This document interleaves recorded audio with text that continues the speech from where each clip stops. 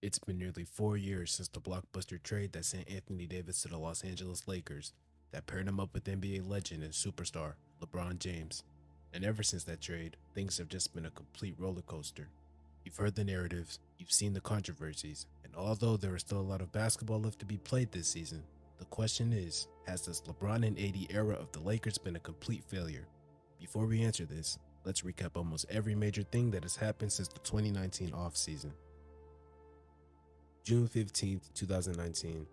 On this day, the Lakers, Pelicans, and Wizards, as part of a three-team transaction, would agree to a league-shocking trade that would send Anthony Davis to the Los Angeles Lakers. The Los Angeles Lakers had just finished their season as a 10th seed with a record of 37-45, missing the playoffs in LeBron James' first year with the Lakers.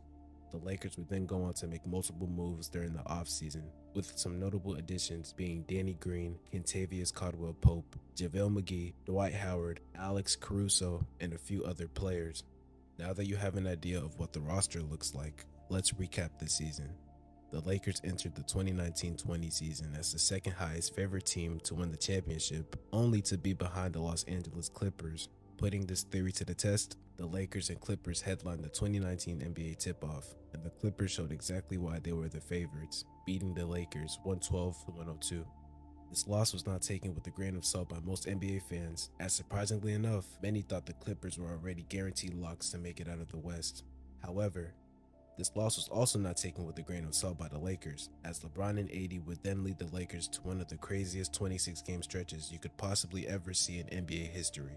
To break it down shortly, after the opening night loss, the Lakers would then go on a 7-game win streak, lose one, then follow that loss with a 10-game win streak, lose another game, then follow up that loss with another 7-game win streak. The Lakers were showing their dominance early on in the season and held first place in preparation for their Christmas Day rematch.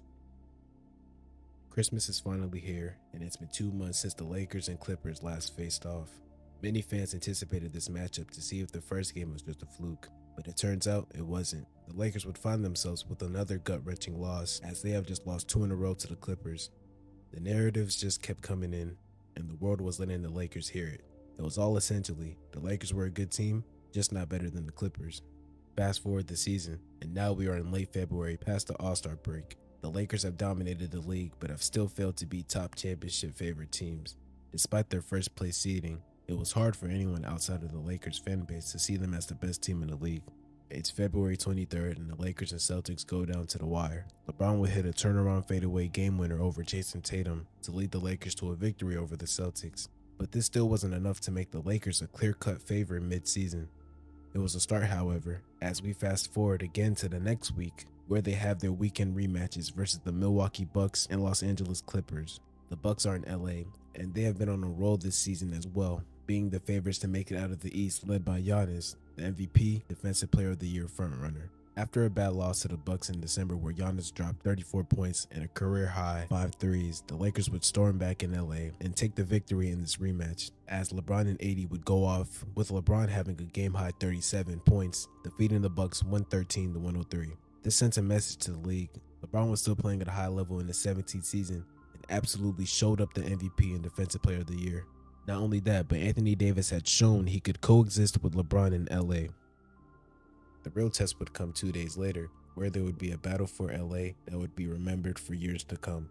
This game was practically back and forth the entire match up until the fourth quarter, where LeBron would dominate, dropping 11 of his 28 points in this quarter to lead the Lakers to an incredible victory over the Clippers 112-103. The Lakers were starting to look more dangerous than they had ever looked at any point this entire season. They beat the Celtics, Bucks, and now the Clippers all in a 2-week span. 2 days after this win, the Lakers would sadly play their last game in Staples Center that season, as the NBA announced that the season was shut down due to the COVID-19 virus. The NBA announced that the season would resume in the NBA bubble, where the top 22 teams would be invited to play to finish their season. On July 30th, the Lakers and Clippers would tip off the NBA bubble, and the Lakers would win in a nail-biter off a LeBron game winner and defensive stop. The continuation of the bubble regular season didn't really reflect the Lakers' level of play prior to the bubble, as they went 3-5 before the start of the playoffs. The Lakers would face off versus the Blazers in the first round of the NBA playoffs. The Blazers would take game 1, and of course, when the Lakers lose, there is a lot of noise from the media. It even got to the point where people were saying the Blazers would win this series, as they are quote unquote the greatest 8th seed in NBA history. However, this did not happen, as the Lakers would win the next 4 games, beating the Blazers in 5. The Lakers advanced to the second round and are now playing the Houston Rockets. Similar to the first round, they lose game 1, the noise ensues, then they beat the Rockets in 5 games. The Western Conference Finals is here, and instead of the Lakers playing the Clippers, they would face off the Nuggets, who have just upset the Clippers after coming back to win the series after being down 3-1. The Lakers would beat the Nuggets in 5 games, as well as to make their first NBA Finals appearance since 2010. The Lakers would face the Miami Heat, who have had a very good playoff run so far, beating the 1-seed Bucks in 5 games. The Lakers would go on to defeat the Heat in 6 games, as LeBron would win his 4th ring, adding on to this historic run. Anthony Davis would win his first ring, a missing piece to his resume. The Lakers would win the title for the late great Kobe Bryant as they complete their championship quest. The Los Angeles Lakers are your 2020 NBA champions. The 2019-20 season had just concluded a week before a typical NBA season would start, so the question of when the next season would begin was an issue. It would go on to be announced that the 2021 season would start just 3 days before Christmas, only 2 months from when the previous season ended. Now, the offseason is just as important for NBA players. 82 games in the regular season, plus some guys playing possibly 20 plus games in the postseason, puts an immense toll on their bodies. Not many players were on board with this, but the NBA had no other choice but to resume the season from here. The Lakers would open another season with an opening night loss to the Clippers. As the season continued, the Lakers looked pretty good. The finals return seemed very probable until February 14th, 2022. Late in the second quarter, AD would drive to the basket, but come down with an apparent leg injury. Days prior to this game, he had been ruled with a swollen Achilles, but was still cleared to be healthy enough to play. The Lakers would lose this game, and this was the start of a great magnitude of problems the Lakers could have never foresaw. AD would go on to miss 30 straight games, leaving the Lakers to struggle and manage missing such a key piece to their success. Fast forward to another season-changing game. The Lakers host the Hawks on March 20th, and early in the second quarter, LeBron James suffers a gruesome ankle sprain after a Hawks player, Solomon Hill, dove into his leg in an attempt to get a steal. LeBron would quickly leave the game, and many would think this wasn't serious, as LeBron has been known to bounce back from injuries swiftly. James would, however, miss the next 20 games, leaving the Lakers without AD or LeBron. Things really start to fall apart for the Los Angeles Lakers. Both their superstars are out, and as they fall in the standings, a newly introduced play-in tournament entry was seeming inevitable. The Lakers would end the season with a 42-30 record, but also go on to beat the Warriors in the play-in tournament to advance to the NBA playoffs, where they would face the Phoenix Suns. Despite the Lakers falling to the 7th seed, they finally managed to get their stars back on the court, where they could play some manageable basketball. The 7th seed Lakers are in the playoffs again, and quickly take a demanding 2-1 lead over the Suns. It actually looked like the Lakers would win this series in 5 or 6 games. They simply had Phoenix beat everywhere, and most importantly, the Suns had no one to guard Anthony Davis. But in Game 4, AD would go for a drive and come down with a groin injury. The Lakers would go on to lose Game 4 and get blown out by 30 in Game 5, where in Game 6, Anthony Davis decided he would have to suit up as the Lakers were on the verge of elimination. Anthony Davis would then start the game for the Lakers, limping across the floor, and 5 minutes into the game, AD would grimace on the floor, then exit the game. The Lakers tried to put up a fight as LeBron dropped 29, but it still wasn't enough. The Los Angeles Lakers have been eliminated from the 2021 NBA playoffs. Despite the injuries being the only thing holding the Lakers back, the front office decided it was time to blow up their 2020 project. On July 29, 2021, the Lakers would agree to a 5-team trade that would bring in Russell Westbrook from the Washington Wizards. There was a new Big Three in town. Many said that this trio wouldn't work out, as Westbrook's style of play would not match with the LA superstar duo. The Lakers would then sign Carmelo Anthony, Dwight Howard, Trevor Ariza, Wayne Ellington, Malik Monk, and a few more players in the offseason. The Lakers roster would eventually be the oldest team in the league with an average age of 30 years old. This Lakers season was just an all-around complete disaster.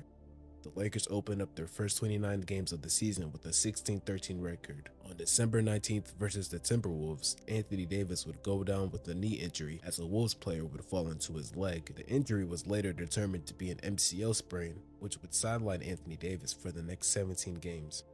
Anthony Davis would then make his return on the 23rd of January, and during his absence, the Lakers go 7-10.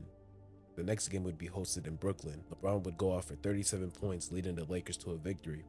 But unexpectedly, LeBron would miss the next 5 games due to knee issues, leaving AD and Westbrook to figure things out. LeBron would return on February 5th versus the Knicks as the Lakers would try to avoid missing the play-in tournament. The Lakers get the win, but the Lakers would go on a 3-game losing streak, and when the Lakers hosted the Utah Jazz on the 16th, tragedy struck again. Anthony Davis would go down with a gruesome ankle injury and would be sidelined for the next 18 games as the Lakers kept plummeting into the standings and eventually falling out of play-in contention. LeBron had one of his best scoring performances of his career, dropping 50 twice in a week span and dropping multiple 30-point games in an attempt to keep the Lakers afloat. LeBron really didn't get much help from Westbrook and the Lakers, as the Lakers would go 4-14 during this stretch. LeBron would go out to sit March 29th due to injury, as the Lakers were in their final stretch of games for the season. The Lakers would go back-to-back games without AD and LeBron and would lose both games. Luckily enough, Anthony Davis would return 3 days later, but the Lakers would still go on to lose 2 more games, adding to their 6-game losing streak. The Lakers are in Phoenix with their season on the line. LeBron is out, and it's up to Anthony Davis, Russell Westbrook, and the rest of the Lakers squad to carry themselves to a crucial win versus the 60-win Phoenix Suns. AD would drop only 21 points, and the Lakers would be eliminated from playoff contention. The Lakers would finish the season 33-49 as the 12th seed in the West, another failed season for the Los Angeles Lakers. The Lakers entered the 2022 offseason with the sole objective of getting younger. Some notable subtractions they made include 37-year-old Carmelo Anthony, 36-year-old Trevor Ariza, 35-year-old Dwight Howard, 35-year-old Rajon Rondo, and 34-year-old Wayne Ellington. The 2022-23 NBA season is currently ongoing, and it's probably the most controversial one for the Lakers over these last 4 years. The Lakers had a terrible start to the season, starting 2-10. Despite injuries, the Lakers slowly but surely progressed and showed bright spots, but this season was a similar rundown of what happened last year. Russell Westbrook was not playing up to his expectations, leaving many fans wanting a long overdue trade of the point guard legend. The Lakers would have another problem at hand: officiating. The controversy surrounding the Lakers and the refs has been a major thing this season. As some would say, they were robbed for wins due to controversial officiating. Despite the officiating, the Lakers were just a below-average team, trying to manage how they could get into the playoffs for the first time since 2021. The Lakers entered the All-Star break with a record of 27-32, 5 games behind 500. The Lakers decided that this would be the time to yet again make some trades to bandage their failed project with Russell Westbrook. Then, on February 9th, the Lakers would finally trade Russell Westbrook to the Utah Jazz as part of a 3-team trade. In return, they received Jared Vanderbilt, Malik Beasley, and D'Angelo Russell. The Lakers would also make other moves, trading Patrick Beverley and Thomas Bryant. After these trades, the Lakers looked like a completely different team in the next 15 games, as they went 10-5 in their next 15 games. They would also hit the 500 mark for the first time in just over 400 days. The Lakers have stormed all the way back from being the 13th seed prior to the All-Star break to now having a chance at being the 6th seed and avoiding the play-in tournament. The Lakers have went from what seemed to be another disastrous season to a team that can make a very deep playoff run this upcoming postseason. Now that we've recapped mostly everything important regarding the Lakers in the past 4 years, the question remains, has the LeBron and AD era been a success or a failure? They've seen almost everything an NBA team could see in a 4-year span. Good trades, bad trades. Good regular seasons, bad regular seasons. Good postseasons, bad postseasons. They've even seen success in making it past the newly added play-in tournament, but of course, have also seen failure in making it. Most importantly though, they have seen the ultimate goal that many teams still have yet to achieve, and that's winning a championship. So what do we call this LeBron James and Anthony Davis tenure of the Los Angeles Lakers? Share your opinions down below in the comments. That's it for today. If you enjoyed this video, leave a like and subscribe, and I will catch you later.